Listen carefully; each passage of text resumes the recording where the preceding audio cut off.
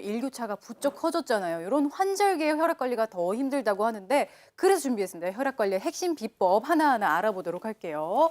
자, 첫 번째는요.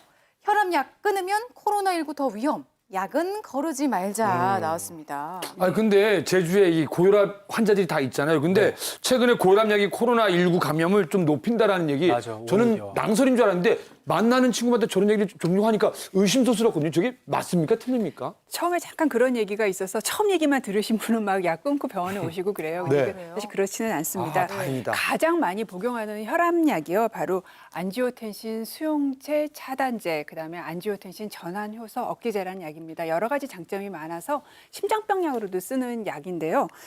그런데 이들 약들을 먹게 되면은요. 보상 반응으로 우리 몸에서 안지오텐신 전환 효소를 많이 만드는데요. 바로 이 효소가 우리 몸에 코로나19 바이러스가 들어올 때 들어오는 통로가 되는 바로 그 단백질이 됩니다. 그러니까 혹시 이 약을 먹으면 이 효소가 많아져서 더 많이 들어오는 거 아니야라고 네. 걱정을 하시지만 최근 연구로는 전혀 그렇지 않은 걸로 되어 있어서 좋은 혈압약이고 좋은 심장병 약이니까요. 약을 임의로 끊지 않고 계속 드시는 게 꼭 필요합니다. 네. 근데 실제 고혈압 치료제가 문제가 아니고 네. 이 코로나19의 가장 큰 그 사망률이나 여러 가지 문제를 만드는 중요한 요소 중에 하나가 오히려 그 전에 고혈압이나 이런 심장병을 가지고 있는 분들이 더 위험합니다. 그래서 혈압약 치료제가 다소 좀 의문 사항이 있다 하더라도 이걸 끊음으로써 생기는 위험 요소가 혈압약을 계속해서 먹고 있을 때 위험보다는 훨씬 더 위험한 거기 때문에 네. 절대 혈압약은 임의로 끊으시지 마시고요. 혹시나 의심이 된다면 담당 주치의하고 꼭 상의를 한번 해보시는 것을 권고드립니다. 네, 마침 약 얘기 나오니까 약에 대한 궁금증들이 지금 쏟아져 들어오고 있어요. 47분 현재 들어온 질문들 좀 보겠습니다. 꼬치열아님께서 혈압약, 혈당약, 고지혈증약을 전부 먹는데 약 먹는 걸 자주 깜빡해요. 이렇게 걸을 때는 그냥 건너뛰어야 되나요? 아니면 다음번에 먹을 때 두 봉지를 먹어야 하나요? 이건 정말 궁금했어요. 이거 진짜 난감하죠. 일단 두 봉지를 먹는 건 절대로 하시면 안 되는 일이고요. 약이 과양으로 들어가서 확실하게 부작용이 생길 수 있습니다. 그래서 이거는 절대로 하시면 안 되고 질문에 대한 답은 무슨 약을 드시고 있고 얼마나 먹느냐에 따라서 다릅니다.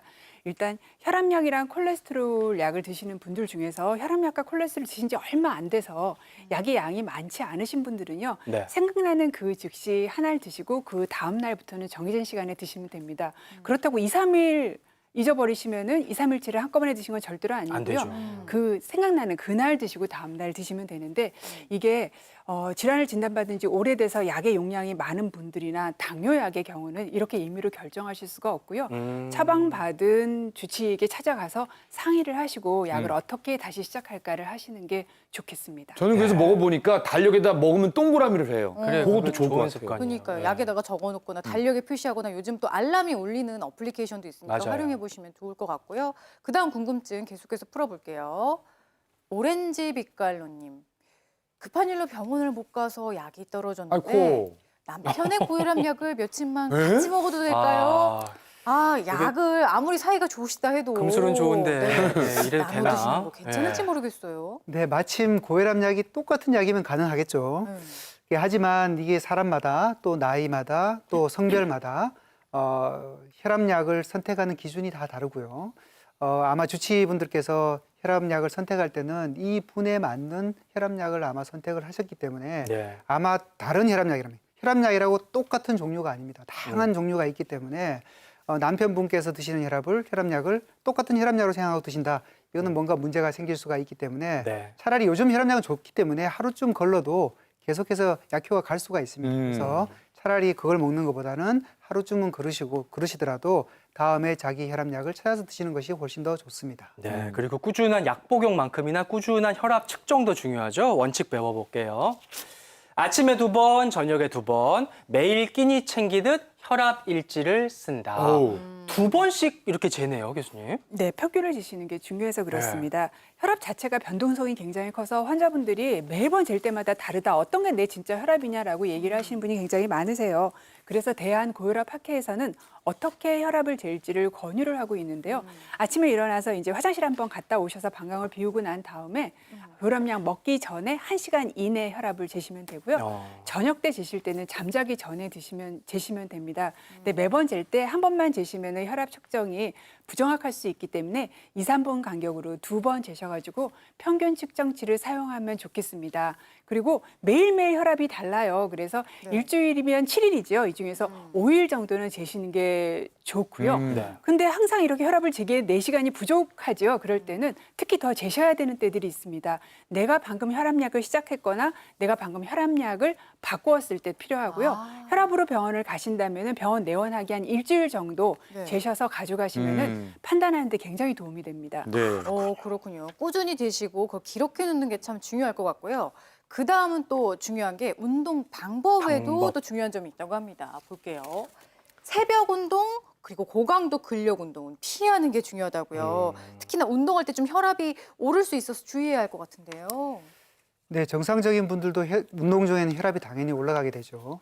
그리고 앞에서 제가 설명했다시피 새벽, 특히 아침에 일어나고는 혈압이 정상인들도 올라갈 수가 있다는 거죠. 자, 이런 상황에서 갑작스럽게 추운 날 아침에 나가서 고강도의 근력 운동을 갑자기 시작하게 되면 혈압이 급증하게 되고 이런 상황에서 뇌졸중이나 심근경색증 같은 것들이 많이 일어나게 됩니다. 그래서 특히 고령층의 연령분이신 경우에는 새벽 시간에 갑작스러운 고강도 근육 운동은 피하시고요.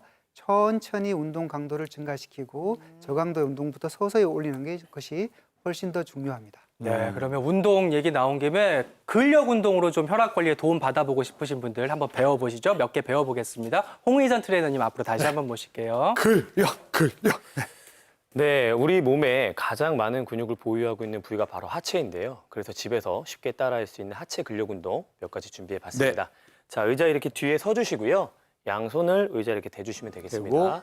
이 상태에서 오른발을 뒤로 빼주시고요. 네. 자, 왼발은 살짝 무릎을 구부려 주시는 게 이게 준비 자세입니다. 자, 이 상태에서 오른발을 킥 차듯이 가슴 쪽으로 쭉 잡아당기는 겁니다. 자, 이때 상체를 약간 구부려주면서 복직근까지 같이 힘을 주면 좋겠습니다. 숨은 내뱉어요 이때? 맞습니다. 자, 킥을 차시면서 후. 자, 5회. 킥처럼. 5회 해보도록 하겠습니다. 셋, 넷, 자, 마지막 하나, 다섯. 좋습니다. 자, 발 바꿔주시고요. 네. 자, 이 상태에서 왼발 그대로 쭉, 후, 하나. 그렇죠. 둘, 셋, 넷, 다섯. 좋습니다. 자, 두 번째 운동은 종아리 운동인데요. 네. 자, 의자 앞에 서주시고요.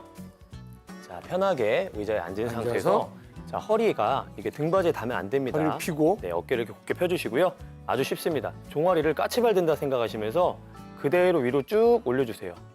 오. 자, 이때 5초 정도 버티겠습니다. 하나, 둘, 셋, 넷, 까치발이구나. 다시 의외로 내려갔다가. 근육이 많이 땡기네요. 맞습니다. 자, 둘. 자, 이때 이 비복근이라고 하죠. 이 종아리를 아주 쥐어 짠다고 생각하시면서 있는 힘껏 힘을 꽉 쓰시는 게 좋습니다. 다섯. 자, 마지막 한 번만 더 해볼게요. 더.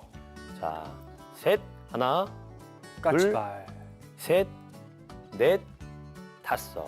됐습니다. 예. 야. 자, 여기까지 아, 하도록 네. 하겠습니다. 여기까지 자리로 배워보도록 모시겠습니다. 하겠습니다. 잘 잘 배웠습니다, 배웠습니다. 트레이너님. 네. 이렇게 해가지고 운동 방법까지 배워봤고요. 이제 운동 열심히 했으니까 먹고 싶은 대로 마음껏 먹어야지 하시면 안 되겠죠. 그 다음 관리 비법은 네. 바로 식단입니다. 훗날 소리만 하네요. 예. 대시 식단으로 알차고 균형 있게 먹는다. 이게 뭐지? 대시? 대시한다 할 때 뭘까요? 그 대시인가요? 아, 네, 그 대시 아닙니다. 혈압을 낮추는 식사요법 영어의 준말인데요. 예. 그 대시 식사요법은 여러분이 아시는 좋은 식품들이 여기 다 들어 있습니다. 일단은 그냥 백미보다는 도정을 덜하거나 작곡을 넣은 식사를 하시는 게 좋고요. 그다음에 항상 강조하는 거 채소와 과일 중에서 특히 채소, 과일은 적정량 드시는 게 굉장히 중요하고요. 그다음에 이제 단백질 식품을 드실 때는 기름기 많은 고기보다는 기름기가 좀 적은 부분의 고기를 선택하시거나 아니면 생선을 드시거나 아니면 또 닭고기도 좋습니다. 껍질을 제거한 닭고기도 좋고요. 그다음에 유제품으로는 저지방 우유 이런 것들을 골라서 드시는 것이 대시 식단법이고요. 반대로 또 안 하셔야 될 게 있죠. 당분이 굉장히 많은 거.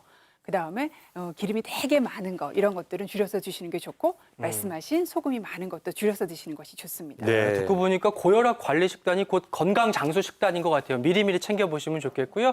이제 55분 향해 가고 있습니다. 질문 알차게 풀어볼게요.